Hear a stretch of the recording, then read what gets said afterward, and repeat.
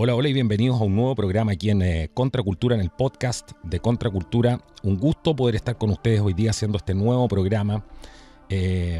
Un programa que este podcast tiene muchísima audiencia y son ustedes los que hacen posible seguir con este trabajo. Así que agradecer a todos los auditores del programa.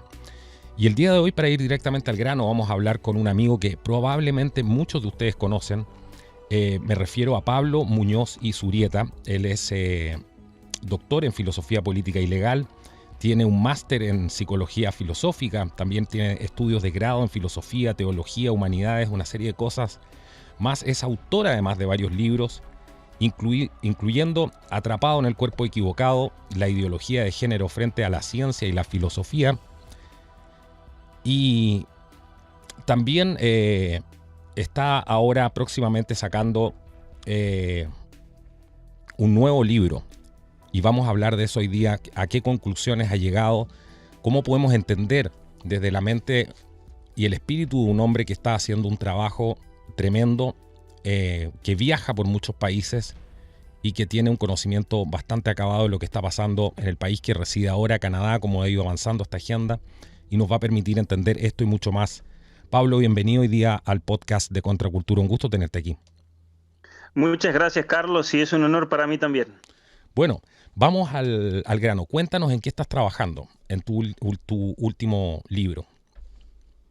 Mira, Carlos, este libro, Apaga el celular y enciende tu cerebro, es un libro que lo comencé a trabajar hace ya más o menos 4 o 5 años, porque es una continuación de mis otros dos libros en definitiva, pero que obviamente se fue clarificando el tema con el pasar del tiempo y especialmente los hechos que pasaron en los últimos años, con todo lo relacionado a los nuevos niveles de vigilancia, de control, de manipulación. Entonces, básicamente es un libro que trata de explicar a partir de los avances tecnológicos todo lo relacionado, al menos que nosotros conocemos al respecto de sistemas de vigilancia, de control, de manipulación.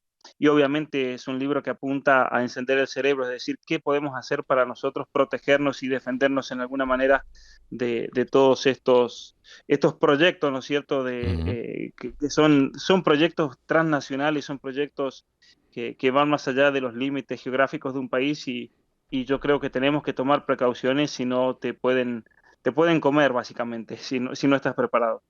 Bueno, ese es un tema sumamente interesante el que estás tocando tú y es recurrente en lo que preguntan los auditores todo el tiempo. ¿Cómo lo hacemos para Ujú. protegernos de esto? ¿Cómo está avanzando realmente esta agenda?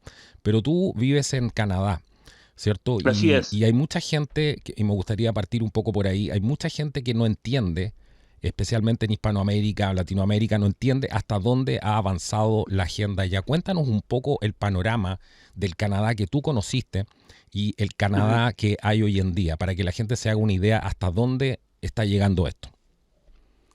Bueno, mira, básicamente para que la gente entienda bien también el por qué yo estoy acá, yo hace más o menos 11 o 12 años comencé a profundizar al nivel académico, especialmente en el estudio de la política, de las ciencias políticas, la filosofía política, todo lo relacionado con lo que se llama la ingeniería social, ¿sí? Así como hay una ingeniería para construir puentes, para construir edificios, hay una especie de ingeniería, al menos un intento de rehacer y reformar nuestras sociedades, nuestras instituciones, nuestras relaciones personales, la familia, etcétera, la Ujú. educación.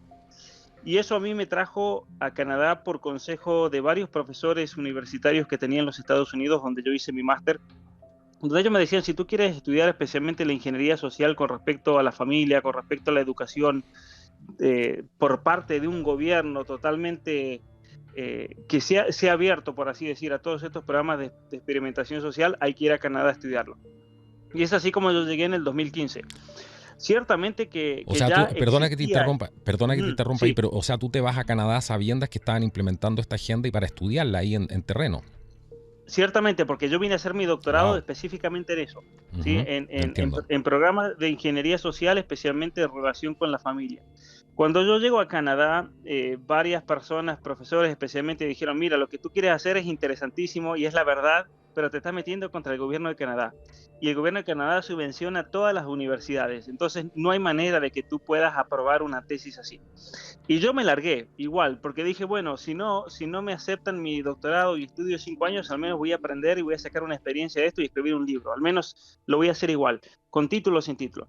Bueno, resulta que dentro de la misma universidad encontré un apoyo muy grande, especialmente por parte del decano en ese momento, quien para mi sorpresa me dijo, yo estoy totalmente de acuerdo contigo, o sea, yo lo he visto, he vivido aquí en Canadá toda mi vida, todo lo que tú quieres estudiar yo lo he visto, y es necesario que alguien desde el punto de vista académico lo profundice y pueda demostrarlo, ¿no?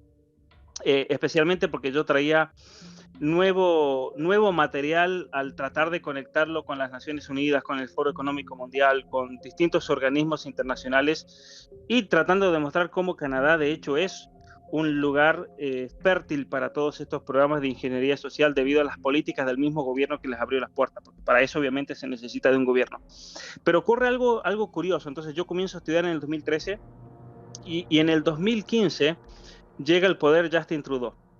Ahora, si yo en el 2013 creía que ya en Canadá se hacía todo un ejercicio de ingeniería social, me quedé completamente corto, porque lo que comienza a ocurrir con Trudeau es un cambio mucho más profundo realmente en la implementación de todas estas políticas en relación a la familia, políticas en relación a la educación, políticas en relación, o al menos en ese momento ya se comenzaron a anunciar control al Internet, control de las redes sociales, el control, por ejemplo, del movimiento de las personas.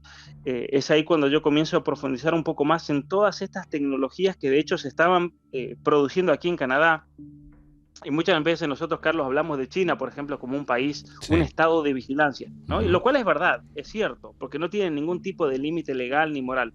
Pero sin embargo, para mi sorpresa, gran parte de ese material de vigilancia tecnológico es material producido aquí en Canadá, ¿no? Que el gobierno de Canadá ya maneja desde hace muchos años. Y bueno, para hacerla corta, tú sabrás que vino la pandemia en el año 2020 y es cuando se comienza a profundizar mucho más todo esto que yo, por ejemplo, de mi parte venía denunciando, venía describiendo. Pero bueno, también ocurrieron cosas interesantes en Canadá porque aquí fue el levantamiento de los camioneros, ¿no? Sí, claro. Ese levantamiento que adquirió fama internacional y de la cual, bueno, yo también me enorgullezco también de haber sido parte de eso, ¿no? Tú llevaste al mundo de habla hispana este tema. Muchos de tus videos circulaban en el mundo. Sí. Yo me enteré de muchas cosas también por tus videos. Sí. Bueno, de hecho, en ese momento yo creo que era la única persona de habla hispana. Habían muchos que hablaban español en todas las manifestaciones, obviamente. Yo me encontré con gente de todos lados, ¿no? De Chile, de Argentina, de Uruguay, de Colombia, de México. Pero yo en ese momento yo creo que era el que más seguidores tenía, sí, claro. Y tal vez por eso se viralizaron más fácil los videos y los distintos mensajes que yo iba mandando a lo largo de esa marcha, que fue una cosa increíble por otra parte, porque para que la gente se haga una idea, los camiones algunos recorrieron casi 4.000, casi 5.000 kilómetros de distancia, ¿no? En pleno invierno con 30, 40 grados bajo cero. De hecho, cuando llegamos a Ottawa hacían 36 grados bajo cero.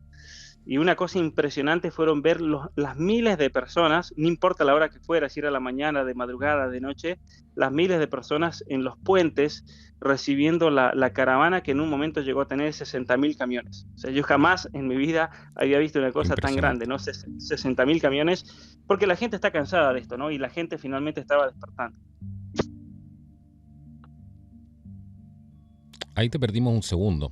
Sí, solamente eso te contaba, sí, que fue una cuestión realmente de que la gente, yo creo que dijo basta, la gente se comenzó a dar cuenta de que había algo detrás de todo esto, como veníamos denunciando de hace mucho tiempo, por más que nos dijeran que éramos conspiranoicos o lo que sea, ciertamente se puso en el tablete en Canadá, se puso sobre la mesa la influencia del Foro Económico Mundial, la influencia de la Agenda 2030, la influencia de las Naciones Unidas y cómo Canadá obviamente se ha transformado en un gobierno que está al servicio totalmente de esa agenda progresista y globalista, ¿no? Que luego se ha replicado en tantos otros países como pasó en Chile con el intento de nueva constitución también, ¿no? Sí, claro. Ahora, mucha gente no se imagina, como te decía yo, hasta dónde llega esto en Canadá, porque aquí estamos hablando de que de la ¿cómo se llama? Están implementando programas, ¿cierto?, para acabar con los pobres, ¿cierto? Se está hablando abiertamente de eutanasia, ya a varios niveles. No es solamente una cosa como aparecía antes, sino que ya a varios niveles de la sociedad se está hablando de eutanasia. La eutanasia está muy avanzada en Canadá. Tenemos a un Justin Trudeau que dice ser admirador del modelo chino, ¿cierto? Así es. Tienes una censura brutal. Vimos por primera vez lo que pasaría con eso lo vimos y lo aprendimos de Canadá. ¿Qué es lo que pasaría si la gente se opone a esto, sale a las calles, ¿cierto? Y se harta de estas restricciones. Hablemos de la agenda globalista, ¿cierto? Restricciones, estas restricciones impuestas. Y vimos lo que pasaba, o sea, te congelaban las cuentas bancarias, hacían unos estados prácticamente de excepción para poder controlar a las masas, desplegaron a la policía de una manera brutal. Sí es. Es increíble hasta dónde ha llegado en la educación, ni hablar el tema de la educación. ¿Cómo está el tema también de la delincuencia? No me imagino, Canadá era un lugar donde tú podías tener la puerta abierta de tu casa, donde le preguntabas a mucha gente cuándo fue el último homicidio y ni siquiera tenían registro, ni siquiera se acordaban. Entonces, ¿de qué estamos hablando aquí? ¿Hasta dónde ha llegado Canadá? Para graficarle un poco a la gente con ejemplos concretos y claros. Bueno, mira, también parte, yo creo, de toda esta agenda es el tema de la inmigración descontrolada.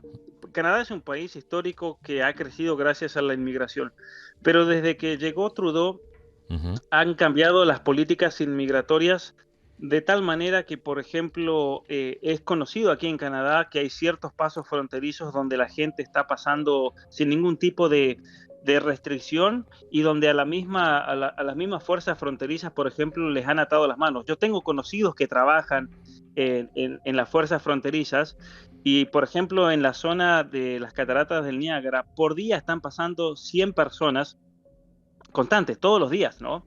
Y ellos no le pueden poner un freno a eso, siendo que, de acuerdo a la ley internacional, esto es totalmente legal. Si una persona llega ilegal o como refugiado a los Estados Unidos, tiene que pedir refugio en los Estados Unidos, no puede pedir refugio en un tercer país, ¿no? Es la famosa regla de la ley de tercer país. Exacto. Y eso ha visto un incremento gigante de crímenes, y eso es una realidad. Fíjate que hace poquito en la zona del aeropuerto de Toronto se reportaron que en el mes de junio, en lo que vamos de este mes, se han robado más de 600 vehículos. 600 vehículos, o sea, es una locura, eso. Wow. Es para Canadá, ¿no? Para Canadá, claro. Y estamos hablando de 600 vehículos. El número de estadísticas, por ejemplo, de negocios vandalizados y asaltados, el número de iglesias incendiadas. Nadie está hablando de eso, Carlos, pero aquí en Canadá en los últimos 2 años han incendiado 270 iglesias. 270. Tuvimos pastores arrestados también, ¿cierto? Tenemos pastores arrestados, tenemos pastores en la cárcel por cuestiones inverosímiles. Por ejemplo, el gobierno de Canadá hace unos meses presentó una nueva ley donde si traen transexuales, por ejemplo, a la escuela de tus hijos, y tú como papá te vas a oponer y dices, miren, yo no estoy de acuerdo con esto, yo a mi hijo lo voy a sacar de esta clase para que no esté expuesto a eso, el gobierno de Canadá ha pasado una ley que, bueno, ahora está en debate, que son $25,000 para todos los padres que se opongan, ¿no?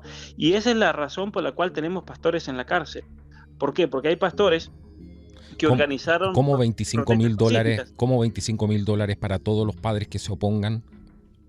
Así es, mira, por ejemplo, si una escuela decide traer a transexuales a dar un curso de sexualidad a niños de 4 o 5 años, y tú te opones y tú dices, mire, yo no quiero que mi hijo sea expuesto a esa perversión, porque aparte son realmente actos muchas veces perversos los que se realizan en esas situaciones, tú por sacar a tu hijo y por demostrar públicamente que te opones a eso, te condenan por un acto discriminatorio con una multa de $25,000. Una multa, que yo te entendí que les daban dinero. Perfecto, una multa de $25,000. Una multa. Claro. Sí. Sí. Así que es una locura realmente. Sí. Impresionante.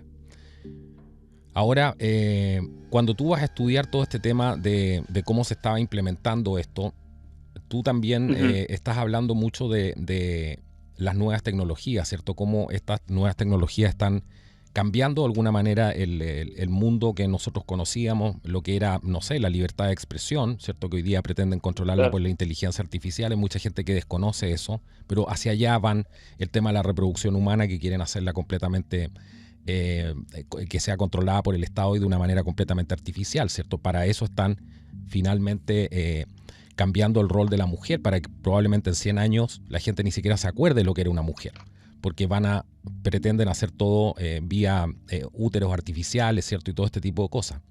Eso está muy bien documentado y es lo que ellos mismos están mostrando ahora que quieren hacer. ¿Qué es lo que más te llama la atención de estas tecnologías actuales que se están implementando?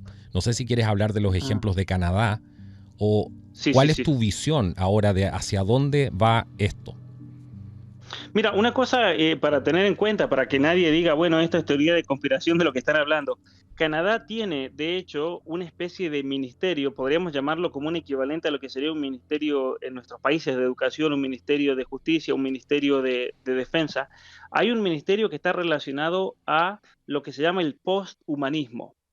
Y uno dirá, pero ¿qué es eso? ¿A qué te refieres con el posthumanismo? Aquí en Canadá hay un proyecto por redefinir, esto te lo estoy diciendo textualmente, por redefinir lo que Ujú. significa el ser humano. Y cuando hablamos de redefinir qué significa el ser humano o lo que podemos llamar como la ideología del poshumanismo, a lo que se refiere es a un intento de modificar ciertas capacidades genéticas y capacidades biológicas del ser humano para adaptarlo a las necesidades, por ejemplo, que un gobierno plantee. Esto es una realidad aquí en Canadá. ¿Qué cosas, por ejemplo, podemos dar como ejemplo? Ya es posible en la actualidad, y estos son estudios que se realizaron en laboratorio, por ejemplo, en el año 2016, donde básicamente investigadores, por ejemplo, en Japón, en el año 2016, un artículo que salió publicado en la revista Nature, Ujú. ellos habían tomado células de la piel, de la punta, de la cola de un ratón, los reprogramaron en células madre y luego los convirtieron en óvulos. Entonces, ¿qué te dice eso? Eso te dice que según estos estudios, que obviamente se están haciendo en ratones, pero el objetivo final es hacerlos en seres humanos, no vamos a necesitar del óvulo de una mujer para poder obtener ese material genético para fecundar in vitro a una persona. Y no solamente eso, sino que las cosas se ponen un poco más realmente espeluznantes, porque algunos años después, en el año 2021, los mismos investigadores anunciaron que habían obtenido óvulos, que obviamente en el ser humano el óvulo, la única que lo puede dar, ¿no es cierto?, como su capacidad reproductiva es la mujer, habían obtenido óvulos a partir de células madres de ratones machos. Y no solamente eso, sino que a esos mismos óvulos los habían fecundado con esperma masculino, obviamente, y habían logrado dar a luz a una cantidad de ratones que luego ellos por su propia cuenta pudieron, una vez llegados a la edad adulta, pudieron dar a luz también. No solamente eso, no solamente los óvulos hoy en día se pueden obtener entonces a partir de células madres, sino que también espermatozoides. Entonces, ¿qué nos dice eso? Eso nos dice que una vez que podamos lograr tercerizar la reproducción humana, la familia ya va a ser obsoleta, Claro. no va a ser necesaria la familia, ¿no? Eh, y como yo, por ejemplo, lo veo algo peligroso aquí en Canadá. Aquí en Canadá hay todo un proyecto de lo que se llama el salario básico universal, donde ya es una realidad, porque eso se está discutiendo en el Parlamento, es una realidad de que quienes estén bajo ese plan de salario básico universal van a tener un control demográfico en cuanto a si se pueden reproducir o no. Esto es una realidad aquí en Canadá, ¿Cómo así? A ver, ¿no? Porque ellos dependen. explícanos ese punto que es muy, muy interesante. Porque en todas Bueno, partes se mira, está empezando a hablar de este salario, de la renta básica universal, ¿cierto? así es. Pero, Mira, mira, la renta básica universal surge como una necesidad dentro del Foro Económico Mundial por el hecho de la automatización de todos los procesos industriales. Entonces, una vez que tú automatices, no solamente los procesos industriales, una vez que tú automatices los servicios más básicos, una vez que tú automatices, por ejemplo, el Little McDonald's, una vez que tú automatizas una fábrica de vehículos, todas esas personas que han sido empleadas históricamente por estas compañías van a perder su trabajo. sí, claro. Entonces, lo que en Canadá ya se está planteando, que esa es una recomendación del Foro Económico Mundial, es lo que se llama la renta básica universal.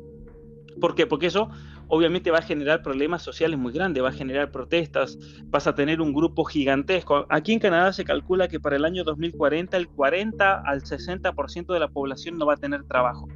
¿Por qué? Porque va a estar todo automatizado, por inteligencia Sí. artificial, por distintas razones. Y lo mismo Entonces, lo dice el ¿qué Foro hacen? Económico Mundial, ¿cierto? Ellos, para que la gente Claro, sepa que esto lo vienen anunciando hace mucho tiempo. Esta cuarta revolución industrial implica que usted se quede sin trabajo en prácticamente en el mayor de los porcentajes. ciertamente. Y para que también se entienda la conexión entre el Foro Económico Mundial y Canadá, el mismo Klaus Schwab en el año 2018, él estuvo en la Universidad de Harvard dando una conferencia sobre la función del Foro Económico Mundial a nivel mundial, geopolíticamente hablando, y ahí es cuando él dijo esa frase famosísima: hemos logrado infiltrar Los el gabinetes, gabinete del gobierno de Canadá. claro. ¿Por qué se da eso? Porque básicamente en los años 90 ellos comenzaron un programa para jóvenes líderes globales donde curiosamente estaban prácticamente todos los miembros del gabinete actual del gobierno de Canadá. Estaba Justin Trudeau, estaba Christian Freeland, que vendría a ser la vicepresidenta de Canadá, quien a su vez es parte de la mesa ejecutiva del Foro Económico Mundial. Y entonces cuando vemos todos estos proyectos que se repiten en el Foro Económico Mundial y se implementan en Canadá, esto no es coincidencia, ¿no? Tú me preguntabas, por ejemplo, el tema de la reproducción, porque eso puede incidir fuertemente en las personas que estén dentro del sistema de renta básica universal. Porque una vez que tú entras dentro de ese sistema, básicamente el gobierno va a tener un control mucho más grande sobre tu vida. Por ejemplo, aquí la gente cree inocentemente que el gobierno te va a dar $2,000 al mes y tú vas a hacer lo que quieras con ese dinero. Y no va a funcionar así. El gobierno de Canadá ya lo anunció, que por medio del Banco Central van a crear lo que se llama el dinero digital, y es un dinero digital donde ya va a estar predeterminado en qué lo puedas usar. No es que tú dices, bueno, a ver, me dieron $2,000, lo puedo usar en lo que quiera. No, va a estar todo ya de antemano predeterminado, de tal manera que cierto monto puede ser usado en ciertos comestibles, otros montos en otros comestibles, y vas a tener control total no solamente de las cosas que puedas comprar, sino también de las decisiones personales que puedas tener en tu vida. Algunos me dirán, no, pero eso es demasiado. ¿Cómo puede ser que un gobierno, por ejemplo, pueda decidir por medio del sistema de inteligencia artificial qué decisiones debas tomar en tu vida? Eso ya está muy hablado. Hay un Sí, libro claro. que sale en la Universidad de Harvard, escrito por Alex Pentland, que habla de la física social o social physics, especialmente con la aplicación de la inteligencia artificial para las relaciones sociales y las decisiones que debamos tomar. Esto es algo que ya aquí en Canadá se está implementando, ¿no? Y eso es lo terrible de todo esto, que la gente se empezó a dar cuenta en Canadá el nivel de control del gobierno, un nivel de control ya minucioso hasta en los aspectos más pequeños, y esa fue la razón por la cual los camioneros se levantaron y el pueblo los apoyó, ¿no es cierto? Porque llega un momento que esto es agobiante realmente. Y fíjate que quienes se levantaron principalmente en Canadá, y esto fue algo muy interesante verlo durante toda la protesta, fueron todos aquellos que en los años 70 y 80 habían huido de países comunistas. Estaba lleno de polacos, Sí, estaba y eso, lleno de rusos, habían rumanos, habían húngaros, imagínate. una proporción gigantesca. Yo recuerdo el 29 de enero del año pasado, cuando llegaron los camiones ahí al Parlamento, de los primeros que llegaron, porque eran 60.000 camiones, obviamente no pudieron llegar todos, habían unos pocos cientos que llegaron a las primeras cuadras. A mí me impresionó la cantidad de banderas de Polonia, de gente de Polonia que estaba ahí porque ellos veían que esto era el comienzo de lo que habían vivido allá por varias décadas, ¿no es cierto?, cuando llegó la Unión Soviética a sus países.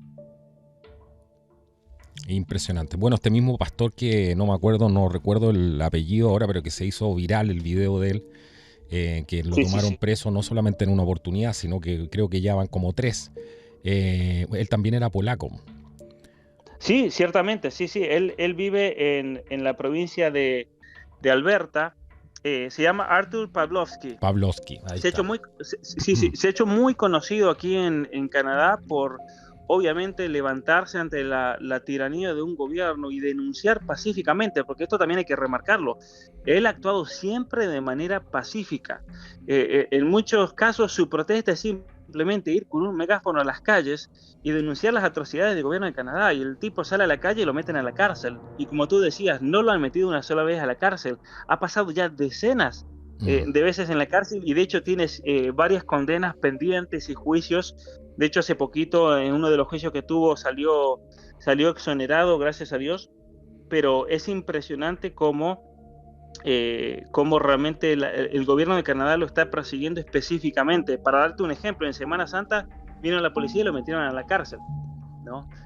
No pudo estar con su congregación en la Semana Santa, ¿no? Porque con la excusa de que era un peligro de que se escapara de Canadá. Tú dices, ¿pero qué va a ser un peligro? Si tiene las obligaciones en su iglesia, ¿cómo se va a escapar justo en Semana Santa, ¿no? Si no se escapa nunca. Sí, no, y además que él dijo varias veces que él se iba a entregar y todo, iba a hacer lo que Dios quisiera. Si lo estaba usando de ejemplo, él iba a ser un ejemplo. Sí, totalmente. Sí, totalmente. Así que esa es la situación que se vive realmente aquí en Canadá. Hace poquito un grupo de jóvenes cristianos, estoy hablando de jóvenes de 16, 17 años, que se han rebelado contra el gobierno de Trudeau y simplemente han comenzado a manifestarse dentro de las escuelas. Han sido expulsados en masa. El más conocido de ellos es un muchacho que se llama Josh Alexander, un chico de 16 años con una mente brillante, realmente con una oratoria muy buena para debatir contra todos estos ideólogos.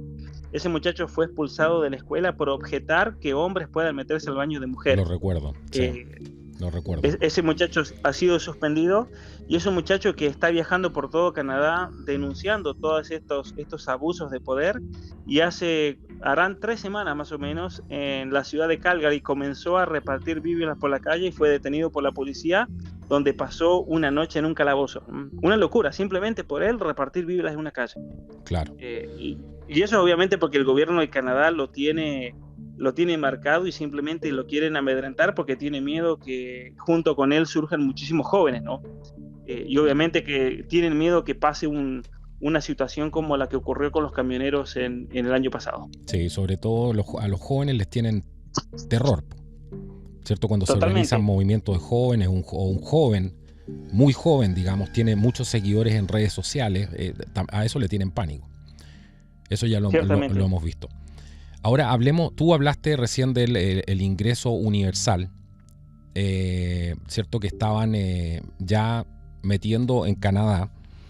Es importante que la gente se dé cuenta de cómo se relaciona esto con el crédito social, ¿cierto? Estos sistemas de crédito social que los mismos chinos, el creador de este sistema, dijo, bueno, ya estamos preparados para exportar este modelo, y ciertamente la Unión Europea y otros países a través de distintos tipos de implementaciones ya están metiendo un poco este sistema de crédito social. A lo mejor en beta es cosa de entrar, por ejemplo, en la aplicación del Banco Santander. Si usted tiene el Banco Santander, va a ver que ya le están trazando, ¿cierto?, su huella de carbono. El día de mañana eso se va a transformar en lo que decía Pablo, quizás de que no vas a poder, con el dinero que te da el Estado, no vas a poder comprar carne, ¿cierto? Porque carne no vas a poder comprar, porque eso va en contra, ¿cierto?, de la agenda. Entonces te van a decir, puede comprar este tipo de alimentos. ¿Cómo se relaciona, crees tú, y qué es lo que te preocupa de estos sistemas de crédito social? Mira, uno de los grandes problemas con todos estos sistemas de crédito social es que están diseñados, yo creo, para dirigir la conducta en una dirección determinada. Aquí en Canadá ya tenemos el crédito social aplicado, por ejemplo, al carbono. Te voy a dar un ejemplo concreto. El año pasado yo tuve que hacer muchísimos viajes por giras, viajando a México, a Panamá, a Ecuador, a Colombia, y recibí un email del gobierno de Canadá donde ellos me informaban que estaban en conocimiento de todos los pasajes de avión que había comprado. La otra pregunta es cómo se enteraron de eso, ¿no es cierto? Pues yo lo hice con mi tarjeta de crédito en sitios web que son privados, no son del gobierno. Yo recibo un mensaje donde se me dice que es un proyecto piloto donde yo puedo pagar de antemano el derrame de carbono que había causado contra el medio ambiente. Y de hecho me decían cuántas toneladas de carbono yo, de las cuales era culpable, ¿no es cierto?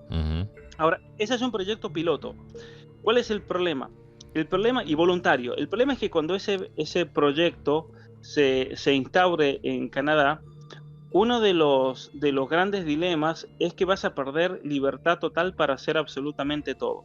Te voy a dar un ejemplo. El gobierno de Canadá te va a dar un límite de cuánto carbono tú puedas derramar por mes, y una vez que tú llegues a ese límite, no vas a poder hacer absolutamente nada. Y alguna persona me dirá, pero no, pero eso es imposible, porque ¿cómo me van a frenar a mí, por ejemplo, para poder hacer una compra? ¿Cómo me van a frenar a mí para agarrar mi carro, mi vehículo e irme del punto A al punto B? Es interesante que el gobierno de Canadá ya tiene contratos con las compañías automotrices de tal manera que a partir del año 2030 todos los vehículos deben tener una conexión centralizada al gobierno de Canadá de tal manera que ellos puedan, por ejemplo, determinar que si tú pasaste tu límite de derrame de carbono, ese vehículo no va a arrancar Un kill y se switch, acabó, claro. ¿no? El kill switch.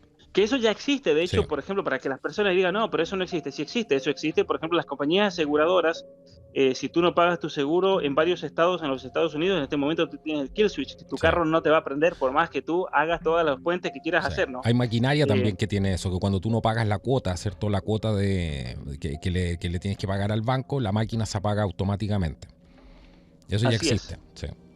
Así es, así es. Entonces, eso es lo que estamos viendo hoy en día, ¿no es cierto? Que son los grandes problemas que se vienen, los grandes dilemas. Realmente un problema real. Y tenemos que realmente ponernos a pensar de cómo vamos a frenar toda esta locura, porque es una realidad aquí en Canadá. Obviamente que en Chile, en otros países tal vez va a tardar más en llegar, pero Canadá, que es un campo de ingeniería social, lo vamos a ver implementar mucho, mucho más rápido, ¿no? Y relacionado con todo esto que tú decías del crédito social está el hecho del dinero que puedas gastar. Hay un proyecto aquí en Canadá de tal manera que si tú, por ejemplo, ganas tanto dinero, pero para cierta cantidad de meses tú no lo usas, ese dinero se desaparece. Es como los puntos que te da una aerolínea que te dice, te regalamos puntos, pero tú tienes que comprar un pasaje antes de fin de año. Si no lo usaste, lo pierdes, ¿no?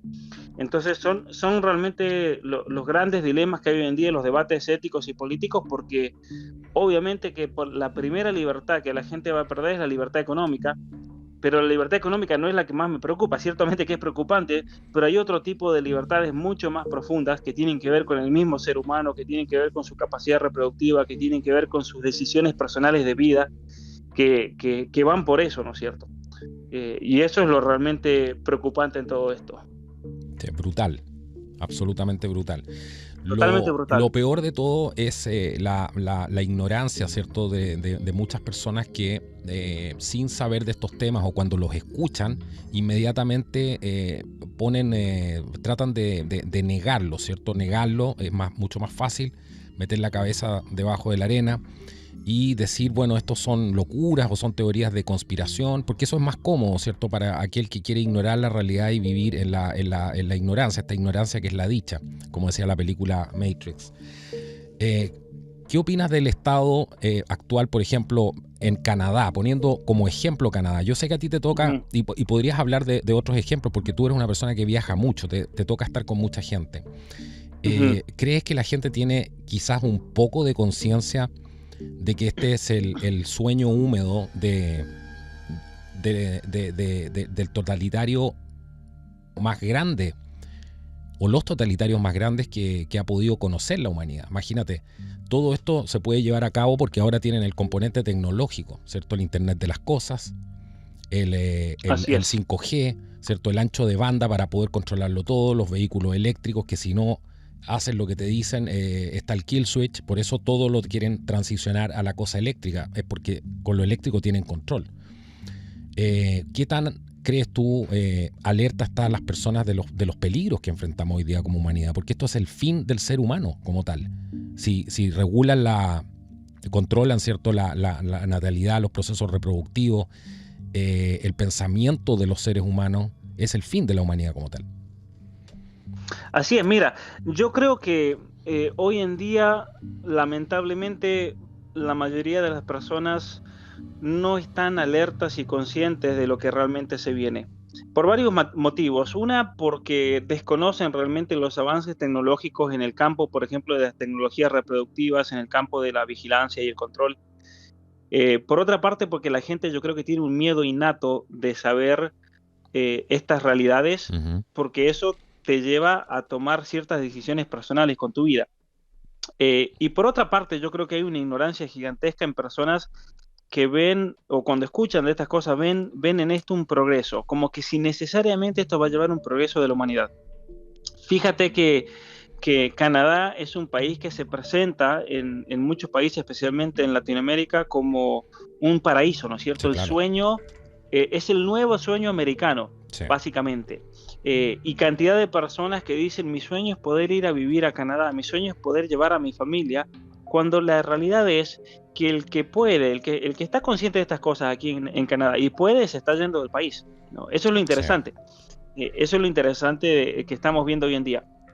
Pero bueno, yo creo que también, así como hay muchas personas que están totalmente despistadas al respecto, hay una gran cantidad de personas que realmente están viendo, ya mismo no hace falta, ¿no es cierto?, ni siquiera elucubrar o realizar hipótesis, lo están viendo en vivo y en directo de que es una realidad.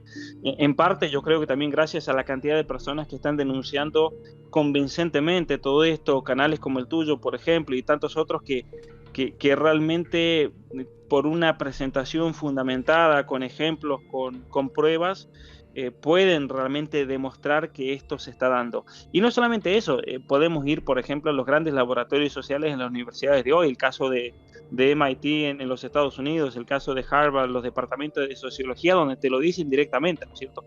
O ni decir, por ejemplo, las grandes reuniones del Foro Económico Mundial que están todas publicadas y podemos ir a los discursos en la misma página del Foro Económico Mundial y leer en la misma página que para el 2030, por ejemplo, no tendrás nada y serás feliz, que es parte de este programa, ¿no? Quiero hacerte dos preguntas que están relacionadas. Una, ¿qué es para ti la Agenda 2030? Y dos, ¿es el Foro Económico Mundial y algunas otras figuras los mandantes de las Naciones Unidas? Mira, con respecto a la Agenda 2030, básicamente, para entender la Agenda 2030 hay que entender que las Naciones Unidas a lo largo de varias décadas realizó una serie de reuniones internacionales para dar un lineamiento que luego se debía traducir en políticas públicas. La realidad es que la mayoría de los países no le hicieron caso. Y no le hicieron caso porque la realidad es que la gran mayoría de los países tienen problemas reales, muy aprementes, problemas que exigen de la atención y que no tienen los recursos tampoco para poder ponerse a meterse en cuestiones que no tienen absolutamente ningún interés para absolutamente nadie más que para las Naciones Unidas.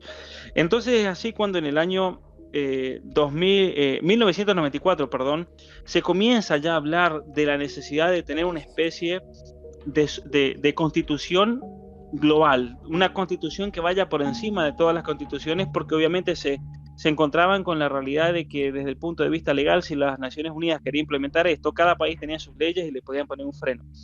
Es así como en el año 2015 se publica lo que se llama la Agenda 2030. ¿Qué es la Agenda 2030? Una agenda que, según se dice, es para el desarrollo sostenible, pero que en la misma introducción tiene como objetivo el implementar las conclusiones de todas las grandes conferencias mundiales de las Naciones Unidas que habían tenido lugar desde el año 64 hasta la fecha.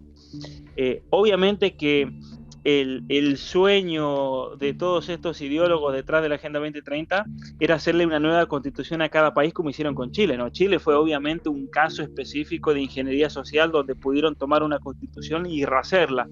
Una constitución que fue un mamarracho y que, como ya sabemos y está probado, fue diseñada dentro de las Naciones Unidas, y como la misma constitución que se quiere nuevamente reescribir para diciembre de este año es una constitución donde ya los puntos principales vienen bajados desde las mismas Naciones Unidas.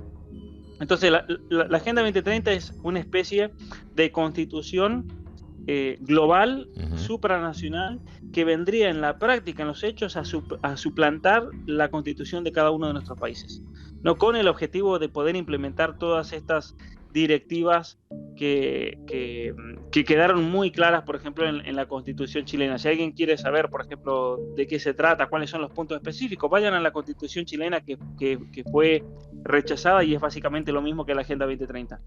Y con respecto a los personajes o los agentes que están detrás de esto, yo creo que es una situación compleja también a nivel mundial.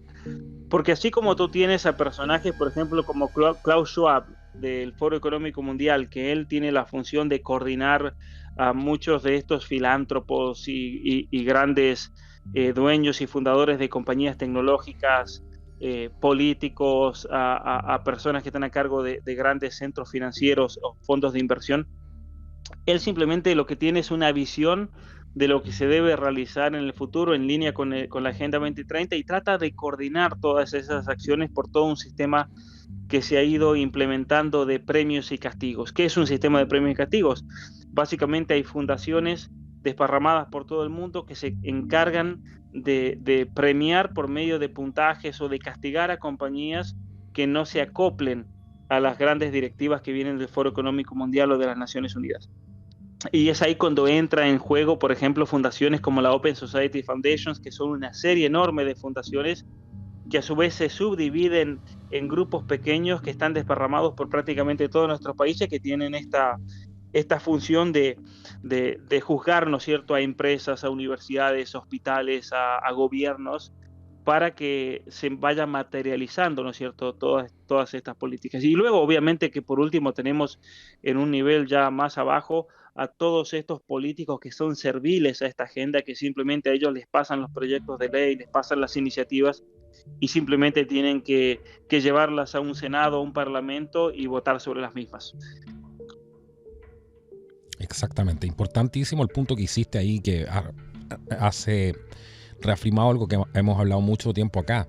Necesitan cambiar las constituciones de los países porque las constituciones en este momento son un freno para la implementación de la Agenda 2030. Eso es lo que hay detrás simplemente.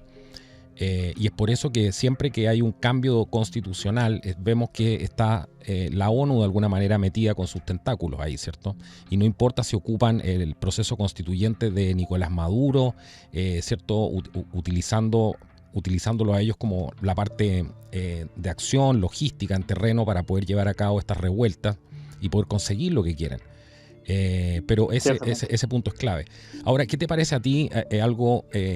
porque aquí vamos mucho más allá de la izquierda y la derecha en este canal. Tratamos de hacer que las personas saquen sus propias conclusiones, ¿cierto? Y les entregamos información. Pero ¿qué te parece a ti que la mayoría de la derecha esté apoyando esto? Porque va en contra de sus convicciones, ¿cierto? Eso no podemos negarlo.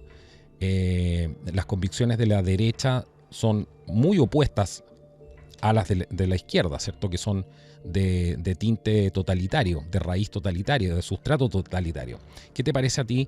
Porque hablaste recién tú de esos políticos serviles, pero ¿a qué tiene que prestar la atención la gente con esos políticos, sobre todo de la derecha, que son los que están causando el mayor daño, creo yo, en este momento?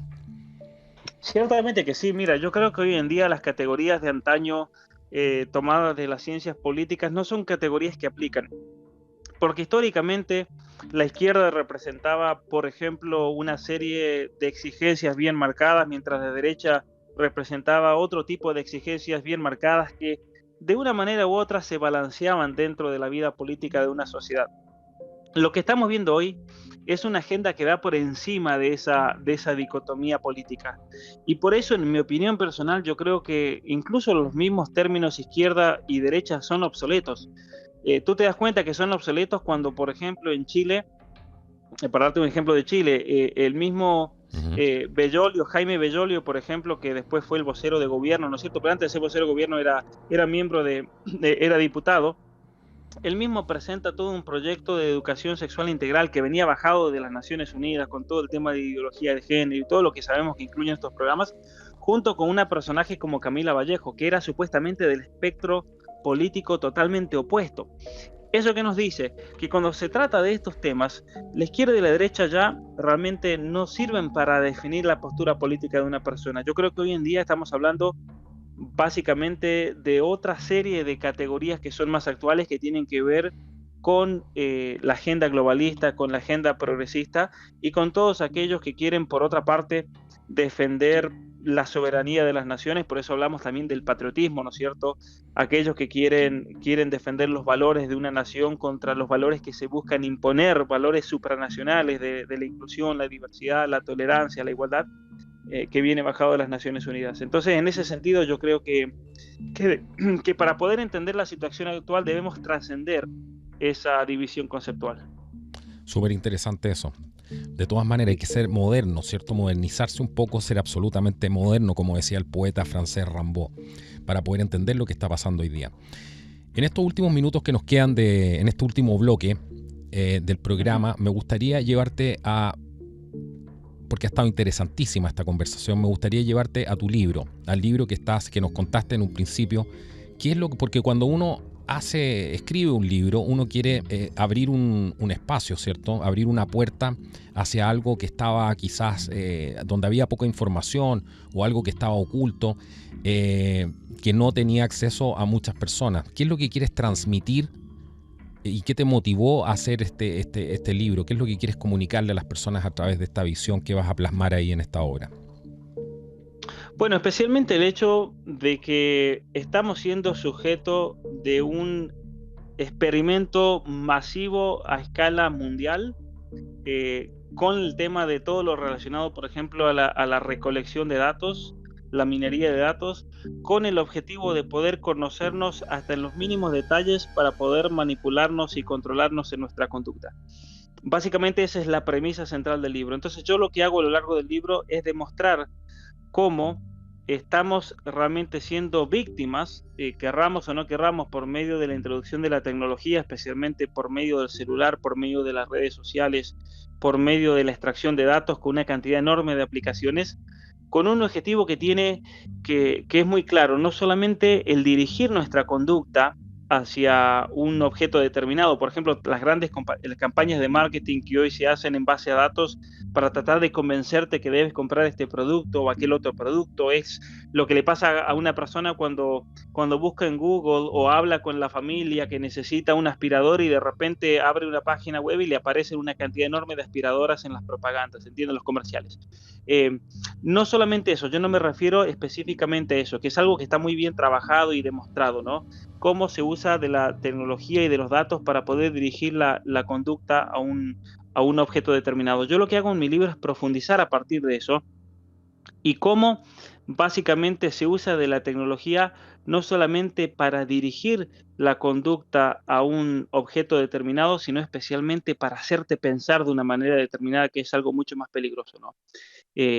Así como hay algoritmos que dirigen la conducta por una cuestión comercial, yo planteo aquí y trato de fundamentarlo con una cantidad de ejemplos gigantescos que he encontrado de especialmente un nivel de manipulación único, ¿no es cierto? En cuanto al pensamiento de la persona, en cuanto a su manera de concebir la realidad, los paradigmas, especialmente en relación a quiénes somos nosotros como seres humanos, y que obviamente esos algoritmos, ya sean predictivos que tratan de predecir la conducta o directivos de la conducta, van a depender de gran información para el desarrollo y perfeccionamiento, y por lo tanto nosotros podemos frenar al menos eso en nuestra vida personal en la medida en que podamos cortar ese chorro de información que podemos estar brindándole sin querer a las redes sociales o a estas grandes compañías tecnológicas que son las que van acumulando lo que se llama el Big Data. Claro,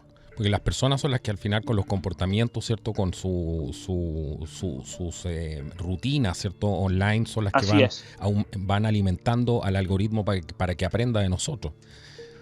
Así es. ¿Qué es lo que más te preocupa de esto? Porque estás escribiendo un libro de eso y ¿qué es lo que dentro de tu mente, qué es lo que más te preocupa de esto? A pesar de todo lo que hemos hablado que está relacionado a esto, yo sé, pero tiene que haber un punto central ahí en el libro, una alerta que tú quieres llamar la atención. Mira, lo que más me preocupa de todo realmente es que la realidad más profunda de todos estos sistemas de vigilancia son bastante siniestras. No es una cuestión de predecir la conducta para poder venderle un objeto a la persona, ¿no? Sino que yo creo que, o al menos un gran descubrimiento que yo hice en este libro, es que todos estos ingenieros de datos no están simplemente tratando de averiguar lo que a ti te gusta, que obviamente eso es un objetivo. Hay algo más profundo. Ellos están trabajando para que te guste lo que ellos quieren que a ti te guste, ¿sí? Y sin que se detecte su manipulación. Eso a mí me parece lo más grave de todo esto, que hay un nivel de manipulación que es abrazada por la misma persona, porque la persona cree en ese ejercicio de siendo víctima, ¿no es cierto?, de todos estos algoritmos, la persona cree que ella es la que está eligiendo algo, cuando en realidad era lo que ellos querían que esa persona eligiese, ¿no? Y eso es lo más difícil de detectar ahí. ¿Cómo sabemos que estamos siendo manipulados al momento de actuar? Porque ahí estamos hablando de la libertad misma del ser humano, ¿no? Que es algo central, que es algo distintivo de cada uno de nosotros. Claro, y eso está relacionado con, como mencionaste en un principio, todas estas estrategias de marketing que hay actualmente, la conductual, Así es. etcétera. Hay una serie de que son ramas del marketing digital, etcétera.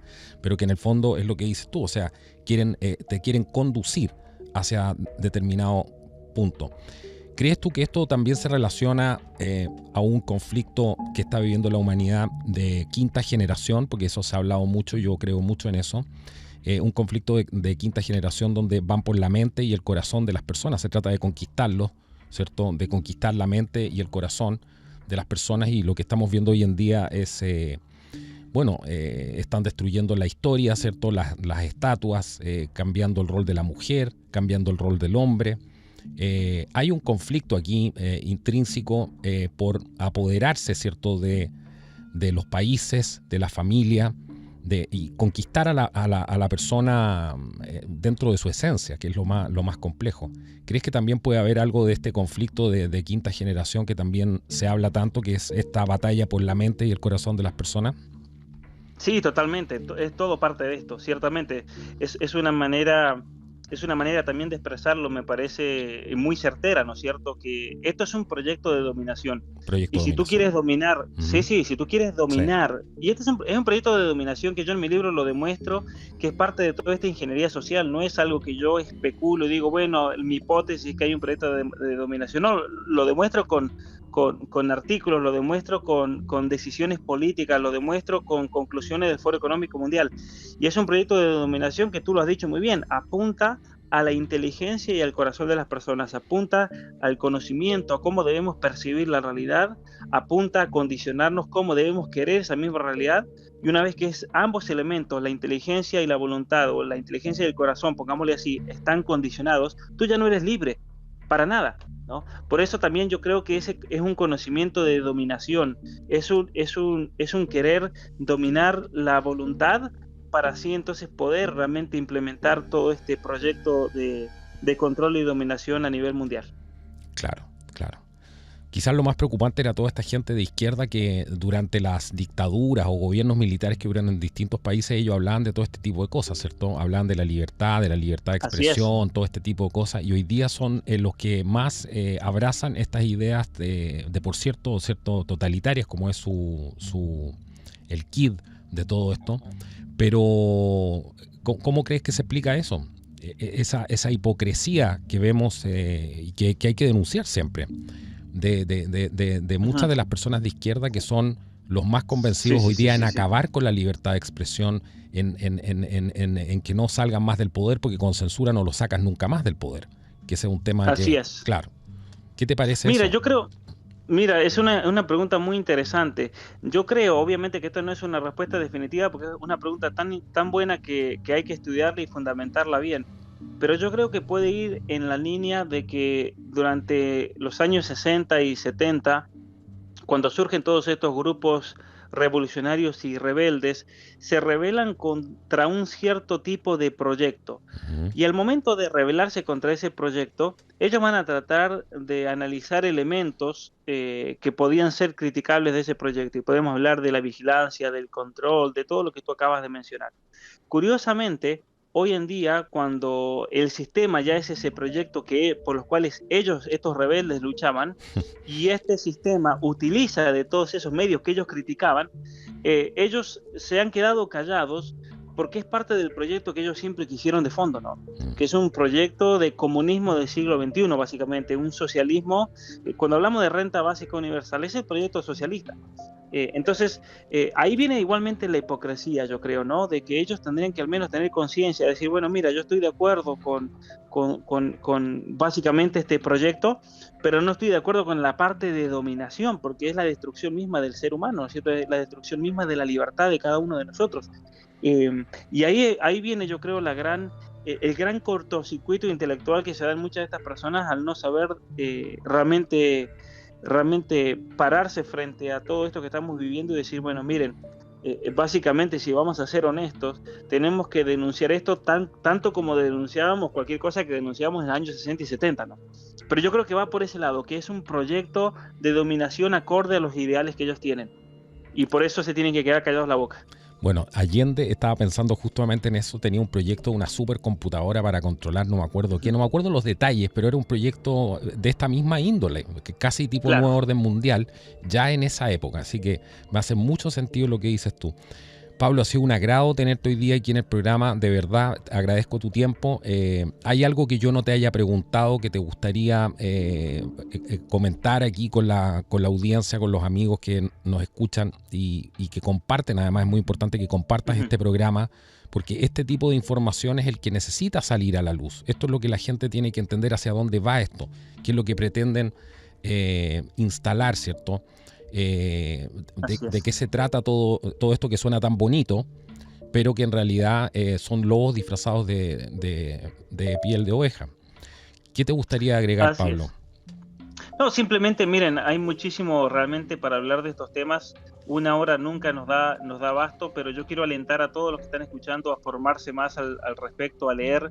Los invito también a mi canal, me pueden encontrar como Pablo Muñoz Iturrieta, especialmente en mi canal de YouTube, donde publico regularmente todas las semanas videos en relación a todo esto que hemos hablado hoy. Y obviamente para los que sean de Chile, avisarles que estaré por ahí pronto para conocernos en persona. Estaré en Santiago el día viernes 14 y el sábado 15 de julio. Así que ahí para todos los que sean de Chile, espero poder saludarlos en la zona de Santiago. Una última cosa antes de irnos, para cerrar el programa hoy día el programa del día de hoy. ¿Qué le dirías a la gente que se siente desesperanzada cuando escucha este tipo de programa? Ujú. Bueno, especialmente decirles, a ver, una palabra de esperanza es importante también, decirles que en definitiva todos estos ideólogos que buscan controlar absolutamente nuestras vidas y nuestras sociedades tienen siempre un límite, y ese límite es el límite que le impongamos nosotros en nuestra vida y en nuestra familia, porque en definitiva podemos tener un dictador de gobierno, pero en la casa quien manda son los padres. En la casa quienes imponen un orden y una visión es la misma familia, que es algo que se trabaja en familia, ¿no? Es algo que se debe conversar en familia. Qué tipo de vida quieren tener como familia, qué tipo ideal, qué tipo realmente de libertad quieren gozar en su vida, y es algo que lo deben trabajar entre todos, ¿no? Mamá, papá, hijos, en conversación, porque yo también creo que es la mejor manera de preparar a nuestros hijos para todo esto que se viene y que ellos van a también tener que enfrentar tarde o temprano. Sí, claro. Y el péndulo va a llegar a un punto que después va a venir en contra, ¿cierto? No puedes ir contra la naturaleza todo el tiempo, y eso lo entiende solamente la gente con fe también, que entiende los procesos no solamente del creador, sino que tratan de entender los procesos del universo a través de la observación de la naturaleza, etcétera. Tiene que haber un punto que esto por su propio peso va a caer esto. Pero hay que aguantar. Ciertamente, sí. Hay que aguantar y hay que estar preparado, porque también puede pasar que tú digas, bueno, el péndulo va a venir y no hacer nada al respecto. Yo creo que uno tiene que estar preparado para no sucumbir, y obviamente que tarde o temprano la naturaleza se impone, ¿no? Exacto. Bueno, Pablo, muchísimas gracias hoy día por acompañarnos hoy día en este extraordinario programa junto a Pablo Muñoz Iturrieta. Y les recuerdo que este programa es presentado por Trascender. Ellos son una organización sociocultural, promueven eventos, realizan conferencias, también tienen lanzamientos de libros, ¿cierto? Y promueven la cultura, también la crítica y por supuesto el debate, que es tan importante. Así que los pueden encontrar a ellos a través de algunas de sus marcas. Legadoediciones.com y chemalibrería.cl, donde puedes adquirir muchos libros. De hecho, tu libro también va a estar ahí creo que ya está tus libros en librería. Ciertamente. Chema. Sí. Sí. Así que bueno, a paso el aviso. Mis 2 libros que ya salieron están ahí. Bueno, si quieren, porque siempre preguntan dónde podemos encontrar los libros de las personas que participan en Contracultura. Bueno, chemalibrería.cl es el lugar para poder hacerlo. También puedes entrar a legadoediciones.com para ver qué están lanzando ahí. Así que les agradezco la sintonía el día de hoy. Esto ha sido el podcast de Contracultura. Hasta la próxima y que Dios los bendiga. Chao.